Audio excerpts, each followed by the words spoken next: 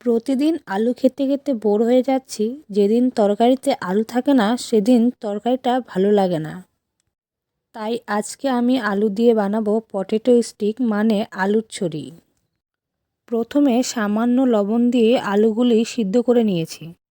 তার মধ্যে দিয়েছি কর্নফ্লাওয়ার, লঙ্কার গুঁড়ো, হলুদ গুঁড়ো, লবণ, ধনেপাতা কুচি, জিরে বাটা। সব উপকরণ ভালো করে মেখে নিয়ে এবার বেলন চাকির মধ্যে সামান্য কর্নফ্লাওয়ার দিয়ে আলু বেলে নিয়ে লম্বা লম্বা করে কেটে নিয়েছি। তারপর তেলের মধ্যে লাল লাল করে ভেজে নিলেই তৈরি হয়ে যাবে পটেটো স্টিক।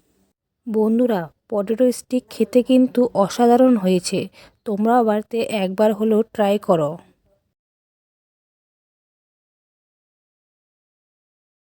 বন্ধুরা, ভিডিওটি যদি ভালো লাগে লাইক, কমেন্ট, শেয়ার আর সাবস্ক্রাইব করে দেবেন। ভালো থাকবেন।